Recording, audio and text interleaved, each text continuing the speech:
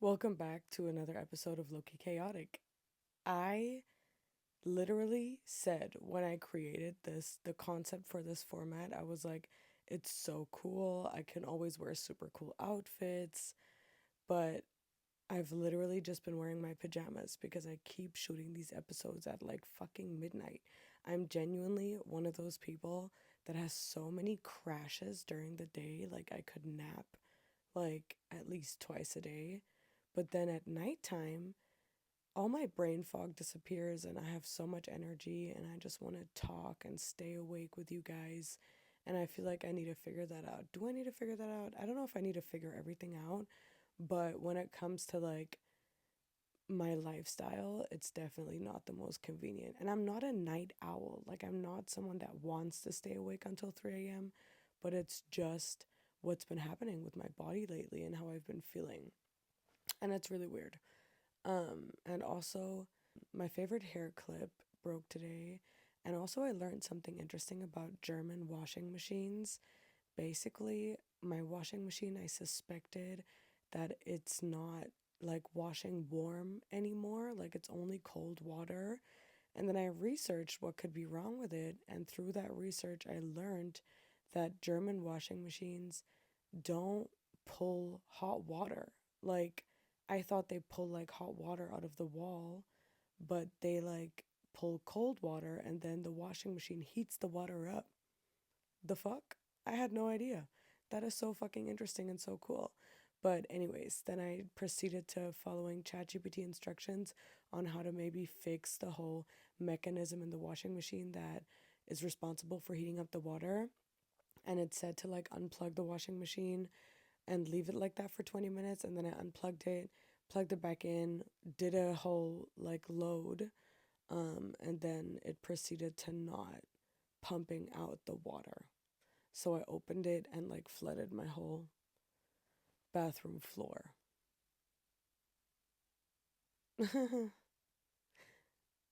Yeah, that's where I'm at in my adulthood. The thing is, like, when I got this washing machine, I didn't even get it. Like, before living in this apartment, I've never lived in my own apartment. It was always like in other people's flat shares or with my parents or whatever.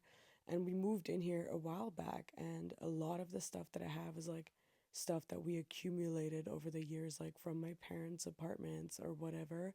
So, this is my mom's washing machine. And only when these things break, once you're in like your mid 20s, you kind of like just have this moment of like, damn, if this breaks right now, like you just don't understand or appreciate the value of these things when you're like a teenager or in your like early 20s. Literally, if I start gushing blood all over the place, it's because I've once again shripped my fingers to shreds. Shripped my fingers, shred my fingers, ripped my fingers to shreds. Okay, maybe I should stop recording episodes at midnight because my brain power is not like at 100%. Shripped my fingers to shreds. I mean, shripped kind of sounds like it could make sense. Anyways, I really wanted to talk about in today's episode my relationship to sex. It is incredibly difficult. Sex is this thing that you're supposed to enjoy, and it's supposed to be fun, right? It's supposed to be fun, and it is fun. Of course, it's fun, but I think. Okay, I'm saying of course it's fun like it's fucking fun for everyone out there. It's not. Of course, it's not always fun. But to me, I enjoy it, but I can only ever enjoy it in the realm of like trust and connection. I'm unfortunately not a one night stand person. I hate one night stands. They make me feel so used and like I'm just there as an object serving, like as a tool to help the man have an orgasm. And I thus just feel incredibly uncomfortable in one night stands, which, of course, like you can't always predict the future. Like, just because you sleep with someone once doesn't guarantee that you should sleep with them again. I'm not saying that I'm super anti one night stand. Actually, I'm not anti one night stand at all. I'm super pro one night stand. But when it comes to like my experience with them, there's been like instances where I would just start crying because I felt so uncomfortable and so used that I literally, from that day on, I never had a one night stand ever again. And then I had one last year for the first time in a fucking long time. And that was much better, like during and after. Like it was super comfortable, it was super sweet, it was super cute. But then, like 8 hours later, the paranoia started kicking in. The, oh my God, I was used, I was used, I was used, I was used, which is crazy because just because you're sleeping with someone once doesn't automatically equate being used. Um, but I think it was just the trauma in me that was just taking over and putting me into complete panic mode. And I think I have a trouble, and I think I have huge trouble with like trusting men because I think a lot of them are very performative, respectful. Like, I think a lot of them pretend to be someone just to be able to sleep with you. So it's just tough out here, bro. Like, I don't know. It's just not a nice experience as a straight woman. I can't lie. And I think a lot of women, or I don't even know if like any woman has ever, or if like I don't even know if the majority of women in this world know what it's like to have sex for themselves. Like, I think majority of us just get taught to perform during sex and be there for his pleasure and be there to make him come and to almost never really let loose and focus on pleasing ourselves because we're there to serve him. So I feel like the majority of us don't even know what it's like to have good sex. Like, sure, there's aspects you enjoy of it. Of course, it's nice to be able to have the control over someone in that way. Like, of course, it's like there's something appealing about being so appealing that it makes them come. Sure, I think that's like an aspect plenty of people enjoy about sex, but when it comes to the genuine feeling of like penetration and stimulation and women having an orgasm, I think the majority of us are not putting ourselves first in that aspect. And the worst part is, men are not putting us first either. It is so much easier for them to have an orgasm that they should actually try to give us one first because they will come after 2 minutes anyway. So why the fuck don't they put all the effort into like making us feel relaxed and comfortable and helping us having an orgasm? Why is it so normal to not let women have an orgasm? It's just the strangest fucking thing. And let me not even start talking about the amount of men in the UK, or just the amount of men in general, that do not like perform oral sex on women. Like, this whole stigma that it's disgusting to eat somebody out is so immature, and it's just the patriarchy, and it's just really fucking sad. And it further like promotes this narrative that sex is not this mutual exchange of like intimacy, but it's just an act to make him like come. And that's so sad.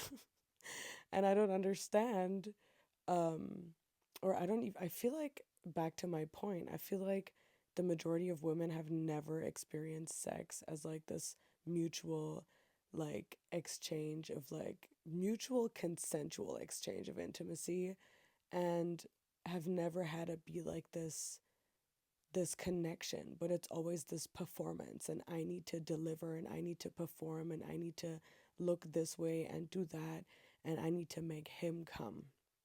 And I know for a fact that there's good men out there that care to make women come.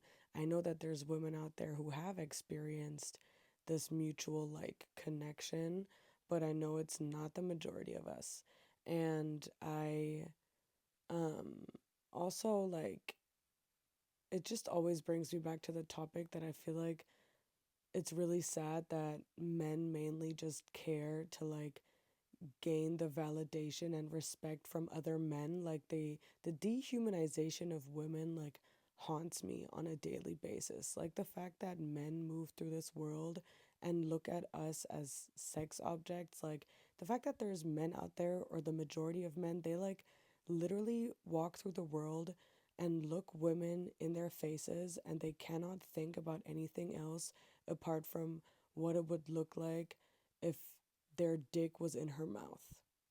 Like, that's the type of horn bags we're dealing with here. And I know that sounds really extreme, but you would be surprised from how unfortunately not far from the truth it is.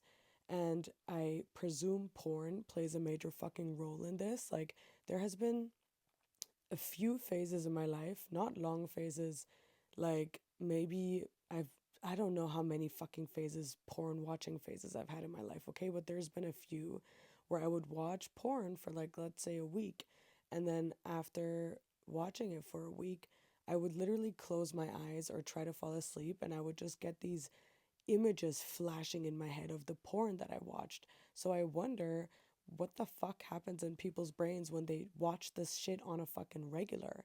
And aside from what it literally does to like your brain structure, and also my therapist once told me that watching so much porn, like it ruins the part of your brain that like makes it possible for you to imagine. So literal porn addicts can't close their eyes and imagine like visuals, which is really crazy.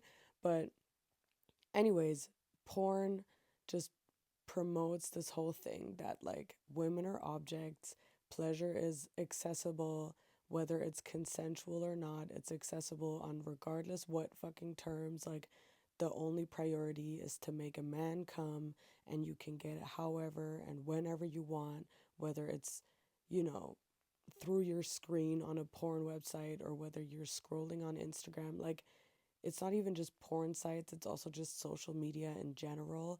And of course, there's a part of me that's like, it's awesome that it's so easily accessible, 100%. I think it's a great tool for people to learn things, but does it always teach the right things? I don't really know. I don't think so. And of course, there's no fucking solution to it because porn is never gonna disappear. It's never gonna disappear. It's always gonna be there. I think the only thing men can do is to have a sense of responsibility and accountability when it comes to their consumption, and kind of learn what it does to them and what it does to society, and how it doesn't help them see us as human beings, and how it doesn't help them learn how to respect us.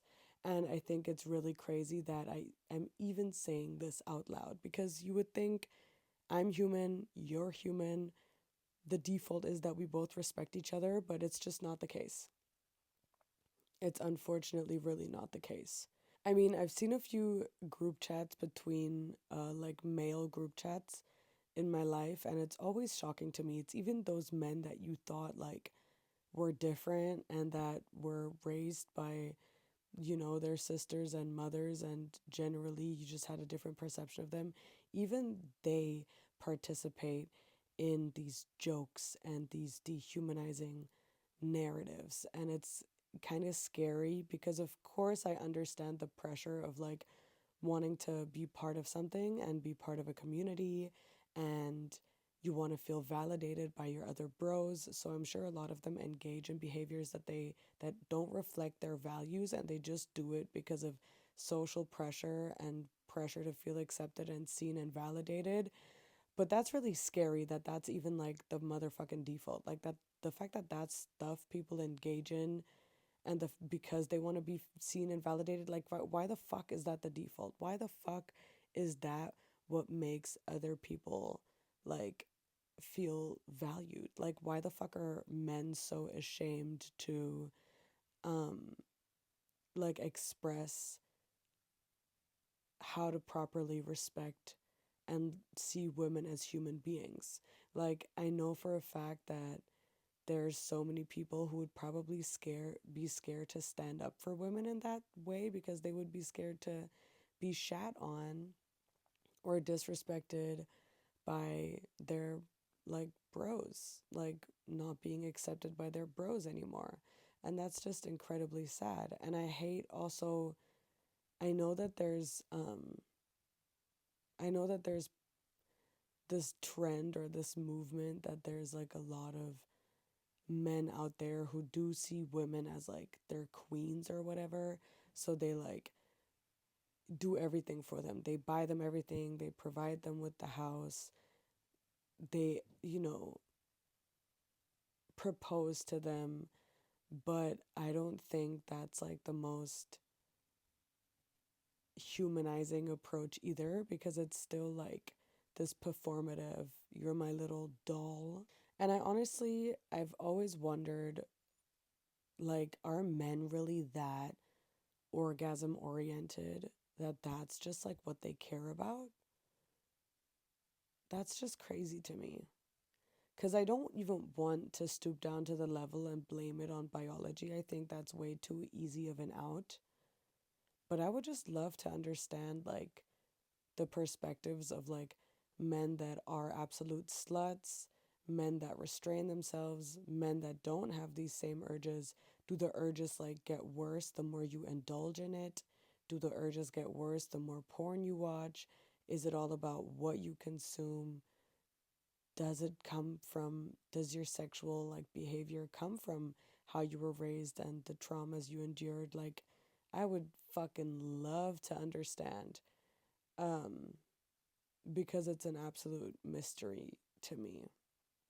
And to get back to the original like topic of the episode, my relationship to sex, I think a lot of the time I envy people that are capable of having one night stands and enjoying them, because just because like they freak me out doesn't mean that I'm any like less horny, that I don't have like needs and desires, but I literally am just scared to fulfill them because people freak me out. And it's sad. Like, I love it when people talk to me about like the one night stand adventures that they had, and I think it's beautiful, but sometimes I also find myself judging. And I think um I don't want to be judgmental. Like, having one night stands is the most normal thing ever. Like, people want to fuck, let them fuck. I think for me it's just, it has to be, or it should be more normal for sex to happen on like a foundation of respect and communication. And I don't mean like performative respect or communication. And I know everyone has different needs. Like, I'm definitely someone that needs aftercare. Like, I don't just mean like cuddling, but I mean like the day after. Like, you need to text me, otherwise I'm gonna go spiraling. And like, I just need that like verbal like confirmation. And I don't even need the guarantee of like we're definitely going to sleep together again, but just like that, just communicate with me. You know what I mean? I cannot do this whole like you have sex with someone and then you don't talk for like a week, or you never talk again. Like, what the fuck? What the fuck? Because in my head I'm like, we just performed such like a intimate act together, such something so special, something that's definitely probably maybe a bigger deal for me than it is for a lot of other people. But that's the whole point. It's a big deal to me. So I need you to acknowledge and respect that. You know what I'm saying? And I think I need to maybe get more comfortable with communicating my needs before I sleep with somebody. I think a lot of the time as a woman, you're so scared of rejection because that patriarchy is instilled in you. So most things that we do, we got taught to seek a man's validation. As much as I want to fight against it, it's not possible to do that all the time because you're literally taught this from the second you're motherfucking born. So I think a lot of women are just scared of rejection. I'm scared to bring up my needs and what I want, um, because I'm scared they're not gonna respect it and accept it. Literally. Like, I wish I was so cool that I could sit down with a man that I want to sleep with and be like, hey, I think you're really dope. I think we have an awesome connection. I would love to sleep with you, but I need XYZ kind of aftercare. Can you provide that for me? And to then align and figure out Are you to a match when it comes to the aftercare, or are you not? Like, that would be fucking ideal. But I'm scared. I'm scared of rejection. I'm scared of embarrassment. I'm scared that I seem like a laughing stock because I'm not cool enough to just want to casually sleep with somebody, which again is the patriarchy, being the cool girl that doesn't care about anything and is cool enough to just be chill and is basically one of the guys. Like, fuck that. I am not the fucking cool girl. I am so far from being the cool girl. I care way too much about so much shit. But there has been many times in my life where I've tried to be the cool girl. I'm sure every woman has done this at least once because again, we get taught to live life to get validated by men. Literally. And it's a really hard cycle to break out of.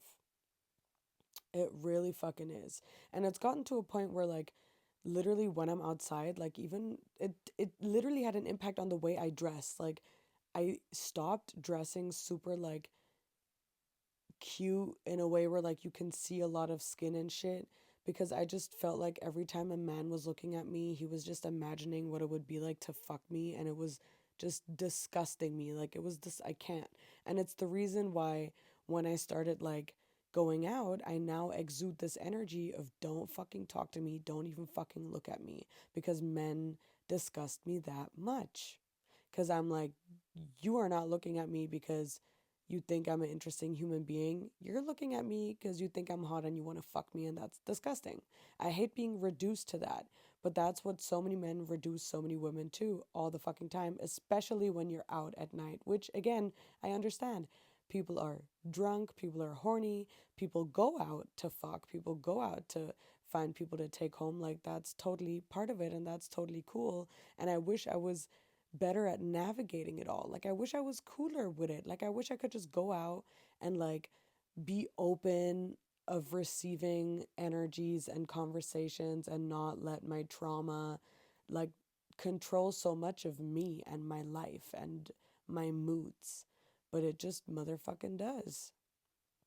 It really just does. And I mean, last year is when it kind of when I started evolving a lot. Like that date that I had last year did a lot for me. It really fucking did. It really fucking did. I think last summer was a life-changing moment for me because I just came became more open again to the idea of like being open towards men. I finally got that desire back of like wanting to be in love again because I hadn't been in love in so long. And I think I'm getting better at it every single day, but I'm still not fully snapped out of this like energy that I exude, which is like, you guys are pigs. Like, genuinely. And I really want to be able to snap out of it because it's also not fair. Like, I have to give people chances, and not every man is a disgusting pig, but like, most of them are. But like, good men exist. So I need to just, force myself to be a little more like down to be open to receiving those energies. And also the fact that like I think my ex played such a big role in my perception of it all. Um he was like the first man that I ever learned to enjoy sex with. I think every woman has that like one guy that she like fully learns to enjoy it with, that like the first guy she starts sleeping with on a regular. And I think that's the reason why I was attached to him for so long, because it was such a comfort zone. But as the older I got, the more I like understood that he doesn't give a shit about women. I mean, I understood that pretty early on because he never really hid that fact at all. I was just a dumbass for like thinking something would ever change, but that's a conversation for another day. But he just didn't care about women, especially when it came to like sex. Like, he's like the perfect example of all he cares about is like coming, like making himself come. Like, he doesn't give a shit about getting to know someone's body. Um, like, he doesn't give a shit about making it like a mutual connection situation. And I think also when he like started cheating and sleeping around, that definitely contributed to me having this relationship with sex. And it was just a traumatizing motherfucking experience. And it's interesting to me how deep trauma sits and how long it takes to work through stuff, and how the majority of people never work through trauma because it's so easy to just live with it and like find ways to cope with it, but never really heal from it. Healing is a bitch, bro. Healing is a fucking bitch. And this year there was this one dude that I went on like one date with, and he was so cute, whatever.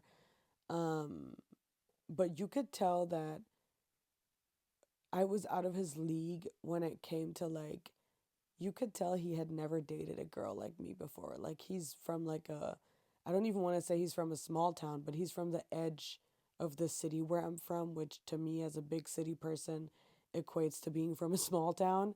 And basically, long story short, he started major crushing on me, and I could tell it's because he had never been with someone like me before. And he was talking about how he was like scared that I was going to use him for his body, which the first time he said it, I was like, that's fucking adorable. Like, that's my speech, bro. Like, that's usually what I fucking tell everyone. And for the first time ever, I hear a man saying this, and I was like, I was genuinely like positively surprised. I was like, that's awesome. Like, fuck yeah, I love that there's men out there that are thinking about this kind of stuff. Um, what the fuck was the point of my story just now? What the fuck did I want to get at?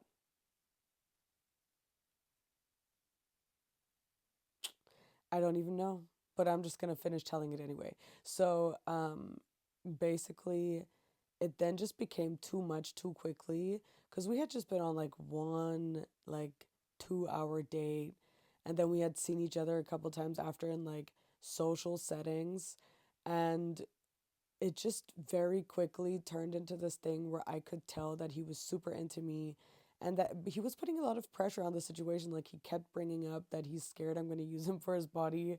And at one point, I was just like, yo, like, what is going on? Like, who's even saying that we're going to sleep together? Like, it was really like, I removed myself from the situation.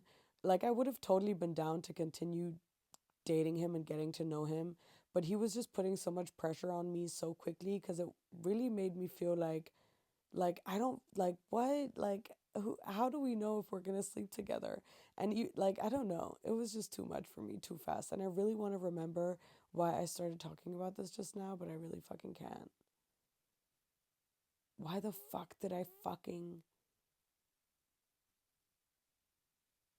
Oh, huh, okay. What I wanted to get at is, here we have me talking about how there's so many shitty men out there who just use women and act as if they respect you when all they care about is like getting you to sleep with them. And then the universe presents me with a man who is on the opposite side of that spectrum, who seems to have good intentions and is scared himself that I'm going to use him for his body, and seems to be a good person and a sweetheart and genuinely interested in me. And then that freaks me out and I push it away, which again is just so interesting how much control trauma has over us. And I don't want to blame my entire, like, oh my God, a hair. I don't want to like blame my entire reaction on my trauma. Like, when I say I felt put under pressure, that that feels pretty valid. Like, it doesn't feel like I got scared because I met a Prince Charming, and I was getting freaked out because I was scared to have someone finally show me what true love is. It didn't feel like that. Like, I genuinely felt like, you're putting me under pressure. We don't even know each other that well yet. Why are you having all these thoughts and feelings when we've been on one date? Like, the pressure part feels real, but I have a feeling that like my trauma does contribute to the towards the people that I'm attracted to. Like, I do love me like an arrogant like fuck boy, but why is that?